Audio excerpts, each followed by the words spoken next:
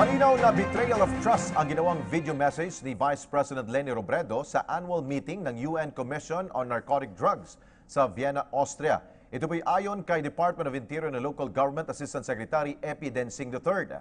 Dalaan niya, may mga napabalitan pati na rin daw mga Pilipino manggagawa doon sa abroad ay unti-unti na rin pong naapektuhan. Detalye mula kay Julius de Zamboron.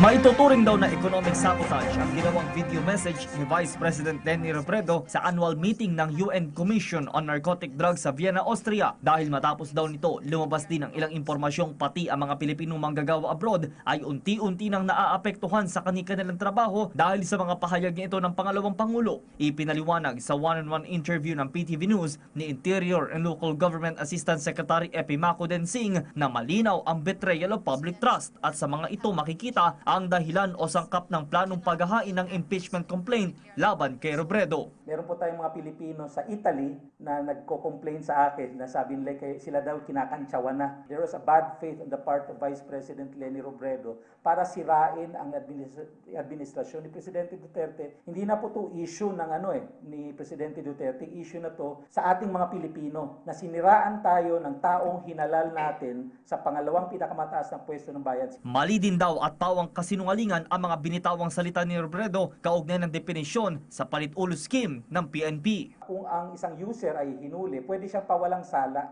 as long as ituro niya ngayon kanyang upline, yung drug lord or drug pusher. Yan talaga ang konsepto ng palit-ulo. Hindi man lang niya verify sa ating kapulisan at wala siyang dinidisclose kung totoo ba o hindi o kung sino mga pulis na involved. Of the 7,000 na napatay from July to January, 2,500 lang dyan ang napatay due to legitimate police operations. Eksklusibo ding ibinahagi ni Densing ang pagsuporta ng nasa 300 volunteers sa posibleng impeachment complaint kay Robredo. Pasok din dito ang suporta ng 5 pribadong abogado. Malinaw din daw na palabas lamang sa international media ang ginawang paghahain ni Magdalo Party List Representative Gary Alejano na impeachment complaint naman laban kay Pangulong Rodrigo Duterte dahil lingid sa kaalaman ng ibang bansa ang nalalapit na recess ng Kongreso.